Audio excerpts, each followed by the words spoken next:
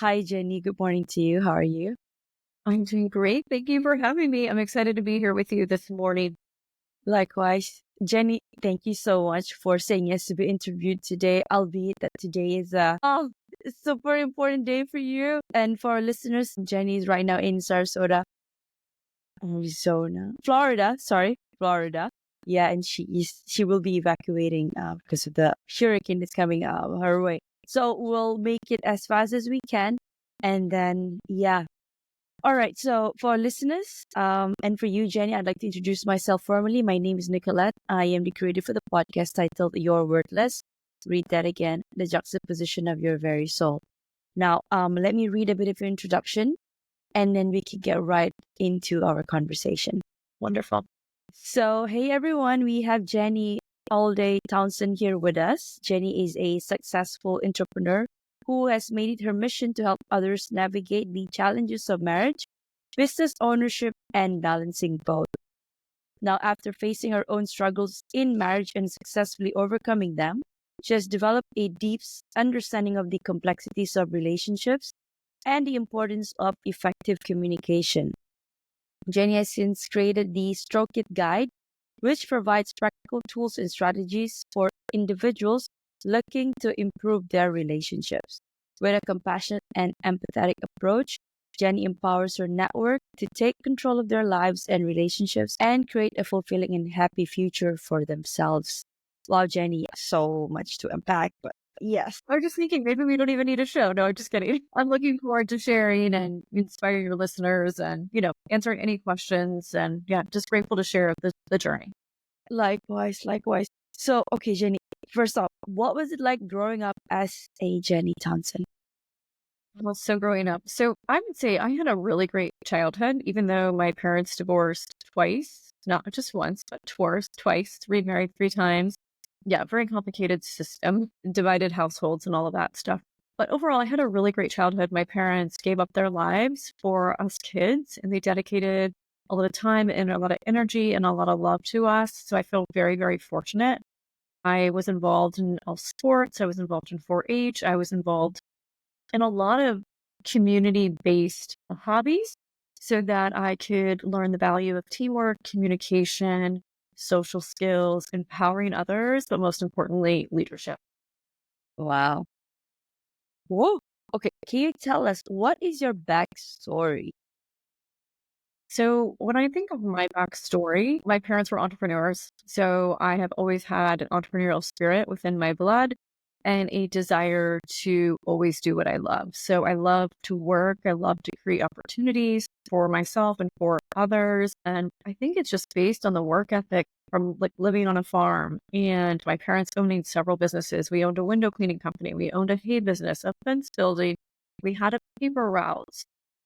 I just feel like my parents and we always worked as if we were hungry or starving, but we weren't. We were just I don't know, just living life and doing it together as a family. So it really created an amazing work ethic within me. So every job I've had, whether I've liked it or not, I always look at it as an opportunity to learn and to grow and to really key in on what I do want to do and what I don't want to do.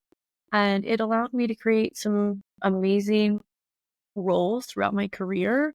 And it also opened up a lot of doors and it led me to being able to launch my very own company back in 2016. Oh, wow. Now, thank you for that. I am okay. So, in the intro, I mentioned a bit about your marriage. So, I think we're gonna take that angle. Okay. Yeah, definitely. There were some struggle. I think I can definitely update Really. because I too. Yeah. Yeah. I had my own divorce, but did not remarry. Okay. How did you forgive your husband? Yeah. So as I was talking about, as you can see, I'm very passionate about working. And once I launched my company became my life, my love, my passion. It became everything. And I think it's important when you do launch a company that you go 100% in with no plan B, with no thought that it's ever going to fail. And if you're going to create something and invest a lot of time and a lot of money, you want it to be successful and you've got to do everything in your power to make it successful. Because I was so dedicated to my company the first several years, Now going into my ninth or 10th year, I now have the work-life balance. I now have a salary. I now have distributions. I now have, the opportunity to enjoy the fruit of the labor. However, that labor at the very beginning came at a large cost. Not only did I lose a lot of friends and I lost a lot of connections with my family because I always wanted to work. If it came to like a birthday party or it came to a family function, it was either music compound, my company, or family. I would always choose my company. It came that way also with my marriage. So I worked late, didn't really care to come home, did not want to come home and cook, did not want to come home and clean. I didn't want to be home. I did not want to even be really married. I just wanted my company to become successful. And so that basically led to my husband and I drifting apart. And, when people get lonely, there's always someone else ready to serve them, to stroke them, to love them, to care for them, Give that TLC. yes. And a lot of times it happens within the office that your partner works at. So my husband had an affair with a coworker. I speculated it. I accused. I fought. I pulled up maps. I tried finding text messages for years, for years, for years, for years. And one day I took a sabbatical from work actually. My mentor encouraged me in December of 2017. He said, "You're about to lose everything. You need to walk out of your company. You need to focus on your home life. You need to go out and just be you and do nothing." And so I took a sabbatical in December of 2017. And that's when I really realized what was happening. Like it was literally right there, but I couldn't actually prove it until February of 2018. And that's when I discovered my husband was having the affair and everything came to fruition. And I will say it's an awful experience. I don't wish it on anyone. It is super painful. Even if you know it's happening and you speculated and all that, it still hurts just as much because you have to relive all those fights and all those times you were told you were crazy and all those Yeah. feelings you had. You're like, you knew it. And Mm-hmm. you're so angry with yourself. There's so many emotions to unpack during that time of discovery. And then you start working towards the recovery process. Recovery process can be different for each and every single person. For me, I decided to take my time and not rush any decisions. I moved out and I decided to focus on me. Who was I? Who did I want to be? Where did I want to go? What did I want my future to look like? And I spent a lot of time looking within. And then I started to take ownership of how I played a role. And that allowed my husband then time to kind of figure out what he needed and what he wanted and take ownership of his role. And we listed our house because we're like, we're done. We're going to get divorced. We split our savings account and our house sold really fast. And then it was like, oh my God, we're going to actually do this. We're gonna go through this. Yeah. And so we had a trip booked around the same time just to see if that would fix our marriage. And we sold our house and we moved into a 1-bedroom apartment downtown. And the thought process of getting a 1-bedroom apartment, like putting everything in storage, separate storages, just in case it didn't work out, we could just date again. And so through that dating process, we learned to make our marriage a priority, make each other a priority. We understood each other's love languages. There was so much relearning about each other because we had both totally transformed and changed over the course of the, 8 or 9 years since we first started dating and then getting married. And what was really unique about the situation was there was no strings attached. Like we had already sold our house, we split our assets, we split our savings account, and the apartment was affordable if one person wanted to leave. So we weren't tied. We don't even have children. We don't even have a dog. Like literally it was like we had every opportunity to walk away from each other completely free and start completely new lives. And we decided made a vow and we both screwed up. Let's give it one more shot. And I will say that it took about a year or two to forgive, which was another time I took another December of 2019 and I rented a house by myself. And I went and stayed out there. And once again, I was like, what do you want? You cannot go into 2020 not forgiving your husband. And if you're going to forgive, you need to forgive. You cannot continue to dig. You cannot continue to allow these triggers to take over you. Once again, this is another part of the process of the recovery.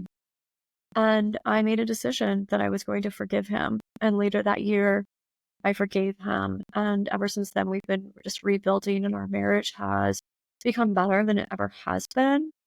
And I would say that one of the top reasons is that we respect each other, we trust each other, we love each other. And at the end of the day, we have learned that we have to make each other a priority. Everything else comes second. And we lost focus of that early in the marriage. I am blown away by your story.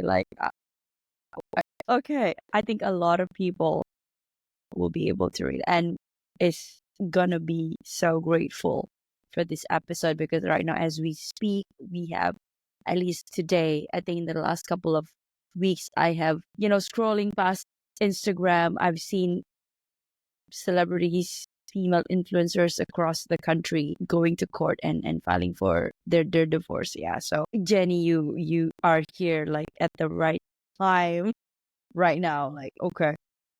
Okay, so now my question to you personally, how did you manage your company while going through that phase? So I love sharing this part of the story because I feel like so many things, I always look at obstacles to opportunities, and so many opportunities came out of this situation. Not only was I able to have a better marriage, but I was able to get snatched off that hamster wheel. As Mm, an entrepreneur, I love to work. So I was working around the clock, waking up hours, thinking of how can my company be better? What can we be doing differently? Hi, I'm Nick Nieras, your host of the Your Wordless podcast. Now, if this real raw stories hit home, don't wait. Please follow, like, and subscribe my Spotify and YouTube. For bite-sized inspirational reels, follow me on Instagram, TikTok, and LinkedIn. Don't wait. Your transformation starts today. Thank you, and bye for now.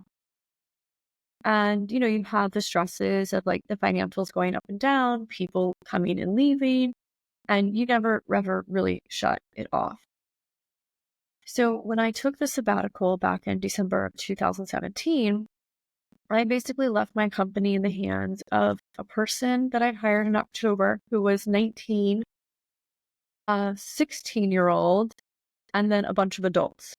And what was happening is I was the therapist. I was the toilet bowl cleaner. I was the salesperson. I was wearing all these hats prior to the sabbatical. When I came back, there was another level of respect from my team members of they needed me, they wanted me, and they all had to figure out how to work together instead of always coming to me. And the cream rose to the top. The people that wanted to be there stepped up and literally leaned in. The people that were struggling, didn't really care about the mission or on their way out, left. So it was a really great way to set the stage for the new year, 2018, that is, to really take up the company and everyone figure out what their roles were. Ironically enough, I hired a new guy right before I went on my sabbatical, not knowing what his role was going to be, but he had approached me about working for my company. And he had a lot of great skill sets, but I didn't know, number one, how I was going to pay him or what he was going to do. He started in January of 2018. By February of 2018, I had to step out of my business. He, along with this other young lady, the 18 or 19-year-old that I hired in October, took over my company. He came from a background of digital. I was doing everything very paper and old school. So basically, it transformed my entire company and made it from old school to new school. Simultaneously, that young lady created a full-time position for her. She was previously part-time. And then she developed all the ways that we were going to make the company better. They had full permission, full autonomy, and they were completely empowered to transform the company without me saying, well, that's not how we do it. Or, I don't think I want it that way. I had no place in that company at that time. I needed to focus on myself and my marriage. So these two individuals that I trusted and they trusted me took ownership, took lead, and transformed that company from red to black. And they put in a lot of systems that made sense. So sometimes our companies aren't growing or they're not changing or they're not elevating because we as the business owners are holding it. We're so focused on everything that we can't dive into what we need to, or we're struggling emotionally, mentally, physically, where we can't actually be a great leader. We can't actually take the steps needed. We can't actually get anything done because we're trying to do way too many things. So I basically worked myself out of a job while I was focusing on myself and my marriage, which was fantastic because when I came back, I had a whole team of people that were running my entire company and they were running it better than me in some areas. So when I came back, I really didn't have much of a role. Yes, I needed to do payroll. Yes, I needed to still lead, but I really didn't come back in the company fully until COVID hit. I had to step back in for a short period of time. And then once again, my hires took over and I pieced out and I traveled all of 2021, a little bit of 2022. My God. So in 2023, and yeah, my company basically is thriving because I found really great people that believed in the mission, but also felt empowered to take ownership of a company they didn't necessarily own, but wanted to lead. And it has been a really big game changer for our organization and for our entire team. And now that I'm not working in the business, well, timeout. I have been working in the business the last 4 months because we just did a major expansion. I closed one location, merged it with another one, a 10,000 square feet facility. I just finished renovating and we just moved into it. It was a $200,000 investment, personally paid by me, not taking loans. So I am working very much in the business right now because of that.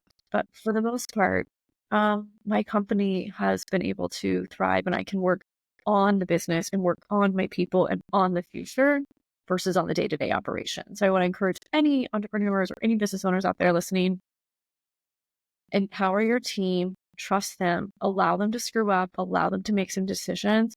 They will surprise you, they will wow you, and they're going to be able to transform. Everybody wants to feel supported and empowered. And they all want to be, not everyone wants to be leaders, but there are a lot of people that want to lead. And we as business owners or managers or CEOs tend to hold people back because we are quick to judge. We're quick to tell them what they're doing wrong, what we don't like, and why Mhm. it doesn't work. So Yes. you can remove all those things. There's a pretty good chance you're going to be able to work yourself out of a job, do what you love within your company and do what you do best and why you started your company. Let all the other people support and do that. And that's going to allow you a lot of time outside of the business to focus on your marriage, to focus on your relationships, to focus on hobbies and enjoying life. For so much time, just was working so hard, but I wasn't enjoying the life I was trying to create. And so I want to make sure that I do that every single day. You are just blowing my mind every time you speak. I am so inspired by you, Jenny. So, can you share with me and the listeners, like, what do you do? What is your business? What is my business? Mm-hmm. So I currently own a music school in Sarasota, Florida. So we do music lessons, all ages, any level, any interest. I started this back in 2016. I drummed up the business plan back in 2009 while I was finishing college. It actually started as a class project. Right. We had to come up with a business plan that would utilize all of our business courses. And simultaneously, I was waiting tables at two different restaurants, trying to pay my mortgage, in the process of short selling my house. This is when the real estate market crashed. And all these musicians wanted a place to connect. And I was like, okay, well, why don't I just create a place for you guys? I'll rent a garage. You guys can rent it from me. Anyways, long story short, they have no money. So I was like, ooh, who has money? And I thought back to my childhood. My parents invested all their time, energy, and money in me, and they made all of our activities their priorities. So I decided to just flip the switch from musicians and focus on children. Uh-huh. And I created a business plan. And anyways, I traveled across the country. I was in the bridal industry. I was in selling beneficial bacteria, blah, blah, blah, nonprofit. And my husband looked at me one day and he's like, why don't you start that music school? And I told him about it on our first date. And so, yeah, he was like, why don't you quit your job? I support you. Go start the music school and I hope it works out for you. So, and ironically enough, that's the thing that broke up our marriage. So, yeah. So, anyway, so once again, it was just basically taking an idea, thinking about it, processing it. And once again, when I went back to school after the real estate market crashed, I was in the process of short selling I actually had to short sell my house. I lost all my money. I lost so many things. I had to rebuild my life again. But if I wouldn't have gone back to school, because no one would hire me, I only had an associate's degree. I didn't have a bachelor's degree. Even though I could outsell work, times have changed. You don't need a bachelor's degree to get a job now. Yeah. Then you did. So, Yeah. but I For wouldn't sure. have been in that position to create a business plan, to create an idea or a concept that would later impact so many lives. So I have a team of 33 people that work for my organization. We have a total of 500 members that come on a weekly basis that come through our door, and we're transforming their lives. And we're using it through music, but our focus really is building their social skills, boosting their confidence, giving them a platform to be creative, whether it's writing songs, playing guitar, doing ukulele, recording their music.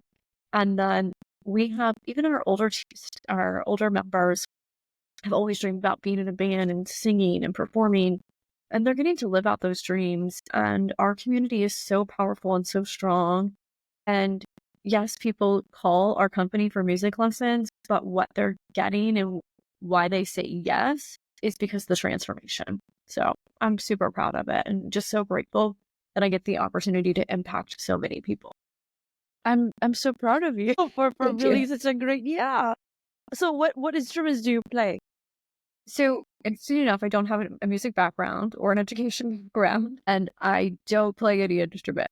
So, Can you sing? no. But it's but so this is just goes to prove that you don't have, as long as you because you're learning, you're absorbing, and then I think the most important thing is that you've got the backing from your parents, financially, mentally, morally, and then your partner too. Yeah. And then coming to the business side of it, learning to delegate, learning to empower, and giving that trust. And I think those are the key components like that created the synergy that you didn't know, that we all know that a CEO or a founder needs to have to be able to give, but then we forget because we want to do everything. We want everything to be done our way, not knowing that other people could have done it better. Will. Yeah. 100%. And to the point, so because I don't know how to teach music and because I don't know anything about music, I can't tell my teachers how to do their job. I have to trust them. I have to Yeah, empower them, and I have exactly. to hire those skills. So I'm very specific when I'm hiring, what I'm hiring for.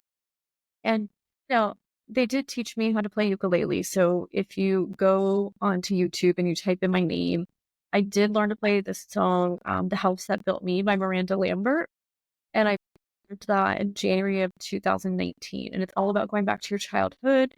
It's really just amazing, the storyline of that song, especially what I was going through at that time. And so I did that. And then I did write a song because I did a songwriting class and I did sing. The vocals are absolutely horrible. However, I slayed performance. I actually rapped. Once again, if you go onto YouTube and you type in my name, and then the song title is called New Day. And it's all about just waking up every day and giving gratitude and having a can do attitude and having a say in what you want your life to be. And the rap part is just so great. So, I love your energy, Jenny. Thank you so much. Now, okay, we're gonna go to the business side, and then we can, you know, let you go so you can find some safety, right? Shelter. Like I am so worried. Okay, so what advice do you have for ones considering launching their own business? so if you're interested in launching your own business, I would say first and foremost, make sure you're passionate about it. Make sure you want to do it every day. Make sure that you want to spend all your time thinking about it. If it's a hobby of yours, that's great. Do you want to keep it a hobby or do you want to make it a business? Those are Monetize it. is a super important question because you may love to sew. I sew. I used to sew. I don't sew anymore, but I used to sew, and I was like, "Oh, I can make handbags and sell handbags." And then I was like, "Wait a minute. I This is a hobby. This is supposed to not be business related." Anyway, so make a decision if you want it to be a hobby or if you want it to be a business. And if you want to start your own business, I would highly recommend you download a business canvas, which if you Google business canvas, basically a snapshot of a business plan. And then from there, you're going to create the business plan. I would work on your business plan and really put a lot of attention and detail into that because that's going to give you the time to process and that's going to give you time to process if you want to actually do it. If you can't put together a business plan, your company will never be successful because you won't ever complete any of the other tasks. The business plan is the most simplest step and it's something that's going to guide you through that business journey. So I would highly recommend that. And if you're thinking about quitting your job, develop an exit strategy from your current employer right now. So when I was going to quit my job, I basically gave myself 6 months. I canceled my Massage Envy membership, my tanning membership. I traded in my Lexus for a Honda Accord. I am in the process of selling my car as we speak as well. I stopped getting my nails done. And basically, I just started saving because I used to just spend a lot of money. And that's because, number one, I worked really hard. I didn't have children. I didn't have a dog. I was like, I'm just going to spend all the money on me. So begin saving, develop the exit strategy, and basically try to save as much money as you possibly can to live off of it for 1 year. So even though my husband did pay our mortgage, he paid our groceries and stuff, I was still able to pay my own car payment and pay a lot of my own bills during that time frame that I wasn't working when I was getting my company. And then secondly, if you are going to start a business, pay yourself from day one. I had an attitude that I could not afford to pay myself. And I was like, I can't afford to pay myself. I never added myself to payroll until I was getting divorced 3 years into the business. And I was walking on the beach with one of my teachers, and she goes, you just have a poor mindset. And as long as you have that poor mindset, you're going to be poor. You have to say, have enough money to pay myself, have enough Yeah. for the payroll. Add yourself to payroll, and you're never going to have a problem paying yourself as long as you have an abundant mindset. And she was right. And so pay yourself from day one. There's a book called Profit First. Check that out. Obviously, get my book, Stroke It. It walks you through like creating a business, launching a business, creating balance, paying yourself, managing people. And there's a lot of great books out there as well that you can get. And obviously, I'm available if anybody's interested in starting a business. I love it. Well, okay. Thank you so much for that. Now, what advice do you have for those considering throwing in the towel, both in marriage and or business? Becoming a podcast host was a natural extension of my second act. And after spending 15 years in the corporate world, I've transitioned to helping individuals overcome challenges like navigating tough relationships, career burnout, and aligning their mission with their soul's calling. By certifying as an RTT hypnotherapist and a lifestyle coach, I've made it my mission to empower people to recreate the life they deserve and building a supportive community through my podcast. Now, let me ask, are you facing challenges like struggling to reprogram your mind to attract wealth, weight issues that feel like a constant yo-yo, insomnia or restless nights from daily worries, or just a lack of confidence in public speaking? If the answer is yes, visit www.thenicknearholisticlifestyle.com and grab a free hypnosis audio of these common struggles. It's a sneak peek into how my coaching works. Are you feeling shy? Don't be, because I'm as real as it gets. Let's connect on Instagram and LinkedIn and start your transformation today. Okay. So marriage is super hard. It's like people throw you a bridal shower and they throw all these gifts at you, but they don't tell you the real deal. Like Yeah. you need children. They're like, oh, you gotta have children. Have children. They're gonna change your life. You're gonna love them. I know so many people that had children and are like, oh my God, thank God you never had children. Or Yeah, you're not having children. exactly. So it's kind of like, everyone's like, oh, can you do all these things? And they don't really tell you all the shit that's going to happen, all the struggles and like all the things you should be aware of. Or, my mom used to always say, oh, take care of your man. And, I just thought she meant like sexually, but men require so much. Women require a lot too. So if you're thinking about throwing in the towel, I want to encourage you to just stop and take your time, take ownership, accept who you are, accept who your spouse is, and really do a deep dive. I think a lot of times we depend and we require or we expect the other person to make us happy and to provide all these things for us. When in actuality, it's our job to provide those. It's our job to make ourselves happy. The happier we are, the happier we can be for other people, and we're going to want to make other people happy. I think there's a lot of false expectations of like, simple as buying flowers. I buy myself flowers. If I want flowers, I go and buy flowers. I don't like sit here and say, my husband better buy me Guilt flowers. trip him. Yeah. Or not tell him and then just get mad at him because he never bought me flowers. Yes. Or so anyway, so when it comes to books, before you throw in the town, obviously my book, Stroke It. There's a whole chapter on stroking your spouse. Obviously, I share my story of my husband having an affair, the discovery of it, how we got there, how we recovered, and all of that. I do believe that most marriages can be saved. I had someone say to me, if you can make it through this, you will have the best marriage possible.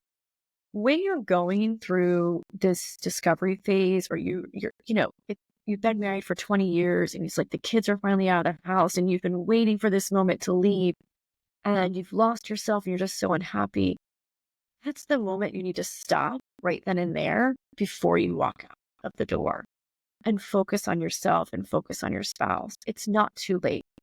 That's the time that you're going to have to like rebuild your marriage. And I know so many, I don't know what it is with the 20-year mark. Maybe it's because kids are finally out of the house. But so many marriages end at that point. And I think that's the perfect opportunity for you to get to know each other and to rebuild and to focus on what each other need. I read The Five Love Languages. I think that's a great book for people to read if they are struggling. A lot of times we think what we're doing for our spouse is showing love to them when in actuality it's doing the exact opposite. So for me, for example, my husband's love language is quality time. He wanted me to work out in the gym with him each morning. Well, I thought I was being a great wife because I was making him a smoothie, I was making him breakfast, I was cooking him lunch. What he needed and what he wanted was me to be in the gym with him, spending quality time with him, supporting him as he worked out, him supporting me. We work out now, and it's so funny. Like, he'll be like on the bar bench doing something. I'll just go put myself on him. Yeah. Yeah. Yeah. So, I think if you Wow. understand the love languages, or if I would have read that book sooner, I would have said, screw the meal. He can eat later, and I could spend that time with him. There was another book that I read that was super, super good. I have two, so that I want to share. Becoming Your Spouse's Better Half is a really great book. It's a great read for both partners, and it talks about the modes, like what we need as women, what they need as men, and how to support as well. So my husband and I read that. If you're thinking about throwing in the towel, this is a really great book. It's called Love Must Be Tough. No one understands what they're going to miss until it's gone. So this just talks about stopping doing certain things, but with the intention that you're not going to leave as well. So this is a really great book. I would highly recommend those. And like I said, the five love languages. So you know, before you throw in the towel, once again, I have 4 ground rules. I always say, it is acknowledge, avoid, accept, and attract. And that's, once again, acknowledge who you are, what you want, where you want to go, and your role. Accepting the facts can be super, super hard. Accepting your spouse for who they are. May want to change them. Just accept them for who they are, love them for who they are, and focus on the really, really positive things. There's a lot of times that we complain about our husbands, but if you go next door and you look at what's happening in that household, you're going to be really, really grateful for your husband. Attract what you want. So if you want to be happy, go and hang out in really happy places. If you want to attract really smart and successful people, go hang out in those circles. Go to those networking events. And the other one, which is accept, when I said accept, avoid. Avoid places that trigger you, avoid people that make you unhappy, and avoid making poor decisions. And if you follow those 4 ground rules, it's really going to help you with rebuilding yourself, rebuilding your relationship. And that relationship could be with anyone. It doesn't even have to be with marriage. I've had to use the same 4 ground rules for rebuilding friendships and relationships with certain family members as well. So I would say just don't throw in the towel yet. And if you are going to throw in the towel, develop an exit strategy once again. Think about the next 6 months into a year. Where can you start saving money? How can you start buying gift cards? Which you can do that if you're grocery shopping. Just buy 25 or $50 here and there. Get a counselor, get a good attorney. And there are divorce coaches as well that will help you with making some really great decisions, but then also asking the right questions and finding where all the money may be hidden, where other investments may be. Maybe you want to hire a private investigator, or there's so much that comes into exiting a marriage as well. And I definitely think everyone should consider the household. So if you do have children, how is this going to impact them? Does your partner even know that you want to get divorced? Is your partner unhappy because they're unhappy with themselves or unhappy with their job? They're unhappy with the demand. I think a lot of times what ends up happening to with affairs is that, and this was in my case, is you have one person in that marriage that is the workaholic, maybe the provider, maybe is trying to create all the opportunities for the rest of the family. I know a lot of people love the fancy cars. They like the big diamond rings. They love the fancy clothes. They like the big Louis Vuitton bags. And they love all the things that all the money buys. But they don't like that their husband or their wife is not home, present with them. Well, how do you think all of the materialistic stuff ends up in your lap? Because of the sacrifices that other person's having to make. And a lot of times we don't consider what all they have to go through. My husband was very miserable and very unhappy in his job for a very, very long time. And I know a lot of other people, it's because they're trying to make everybody else in their life happy and they're not doing what makes them happy. So I want to encourage you to have some conversations with your spouse and a safe space at a time that makes the most sense.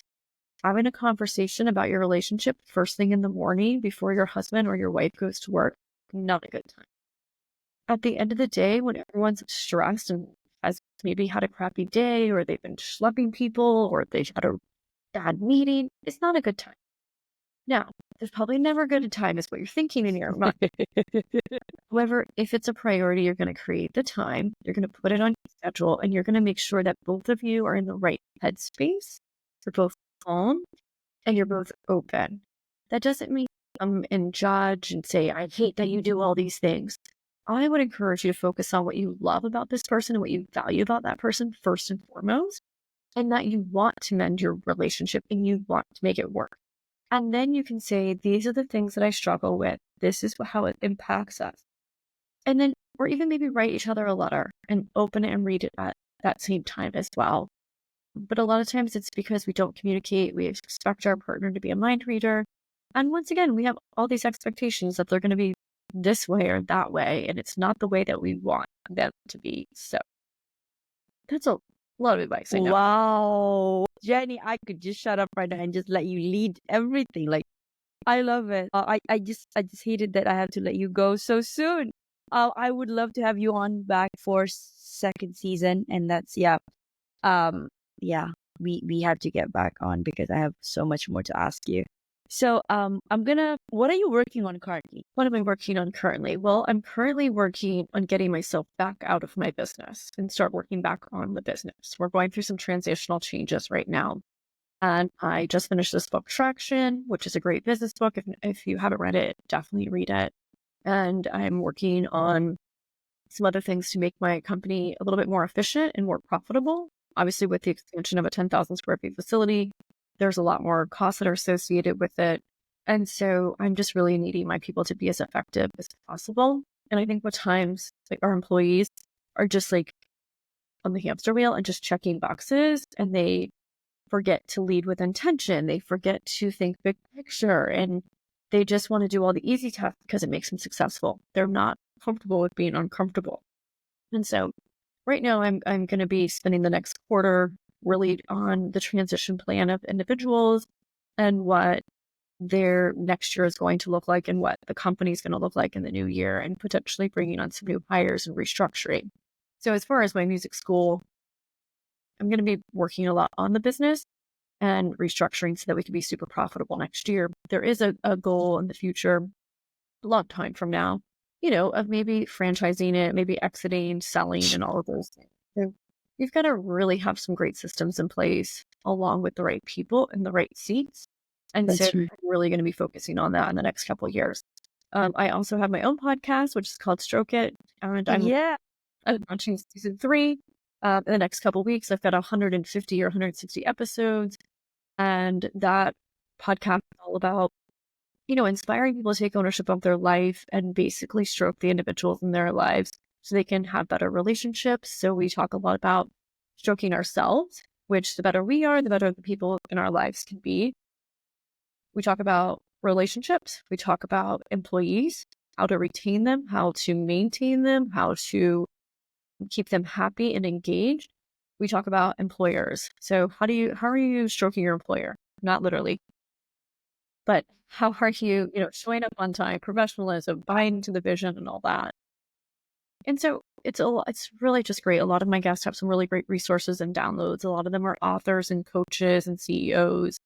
And so, yeah, launching season 3. And yeah, I'm going to get back to playing tennis because I was playing tennis before getting my book launched. I had tennis elbow. So I'm going to get back to having my hobby. I split my days up in thirds. So I do 1/3 is like me. So it's like working out, tennis, whatever. And then working is 1/3 of it. And then like my whole life is the other third. So getting back to that this quarter is key for me. I have been struggling for the past probably like 6 months with all the transitions and everything going on with the book launch and then the expansion.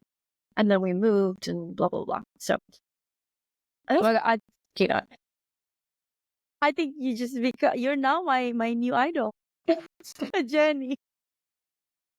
Wow. Okay, now if you could create a quote right now for you to leave the audience listening and the world as your legacy, what would it be? Well, most likely it would be turn any obstacle into an opportunity, or it would be do you now, not tomorrow, and do it for you. So that Thank would be you. it. Wow. Okay, so how can people reach out to you? So my website is the best way. Everything is there. The podcast, the book, all the resources are there as well. So that's going to be JennyAldayTownsend.com, and that's with 1 L. And then I'm also on Instagram. It's under the same name. I'm on LinkedIn. I'm on all the platforms. And we drop lots of great resources every single day. We promote all the podcasts as well. And if you are, listening to this, I would highly recommend giving us a review. Want to plug that right now. For sure, yeah. Most likely, you can find my podcast on any of the platforms that you're listening to this podcast on. And I would love to have some more listeners. And I always want to encourage everyone that if this helped you, forward this to 5 people in your contact list. I feel like anybody can benefit from the podcast that we listen to, whether they're wanting to grow personally or professionally. There's always some nuggets and some rocks into every podcast. Obviously, we've highlighted a couple different books and a lot of great stuff today. So reach out on any platform, maybe my website, or just essentially download my podcast or buy my book on Amazon. Yeah. Oh my God. Okay. I'm going to circle back to one question because it is my flagship self-worth question. So the question for you, Jenny, how can mindfulness and self-awareness practices contribute to self-discovery and a healthier self-concept? Just think it's so important. For years I didn't do it, and I think it's just an everyday practice. Even if it's just as simple as giving gratitude and being really grateful for what you have or who you are, the fact that you're waking up every morning. I think leaning into that allows you to have the self-worth because the fact that you get to see everything around you and it's just worth so many things.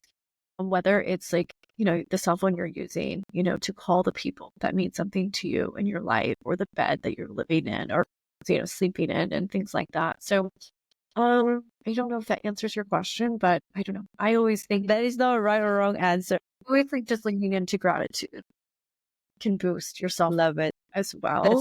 That's as well. Yeah, I just think it's super, super important. We just kicked off, most of our staff meetings kick off with taking a deep breath and just giving a sense of gratitude in that moment. And that way everyone can really understand the value of that time. But then once we are all in that meeting together, so much value comes out of it. And it's definitely worth the little 2 seconds of that exercise that boosts the morale of our company as well. I just feel it. Like I can feel the energy oozing. Thank you so much for sharing the energy with me. So, Jenny, have you considered becoming a business coach?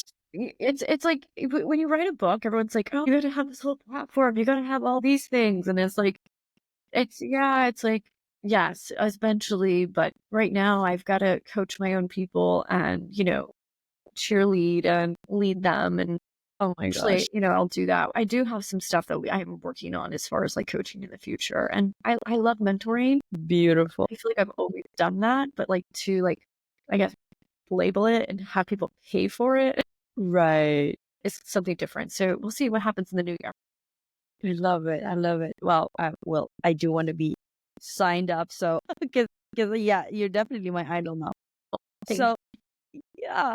And there you have it, guys. You heard it from the person herself, Jenny Townsend. Before we close off, Jenny, I'd like to thank you personally for the work that you're doing for the world and for advancing every step of the way, despite the challenges, creating trails for those that will come after you. And for our listeners, this has been that one podcast with that controversial name, You're Worthless. Read that again. The juxtaposition of your very soul. Now, if you find yourself thinking that you are worthless, you're probably not alone. But more importantly, ask yourself a level deeper. If I'm worthless, then why the heck am I here? It is because your soul have chosen to be here energetically, that is all the way from the ethers. And for that reason itself, you are worthy and you are enough. This has been Jenny Townsend, your guest of the day, and Nick Nyaras, your host, signing off. Thank you so much, Jenny, for your time. Thank you.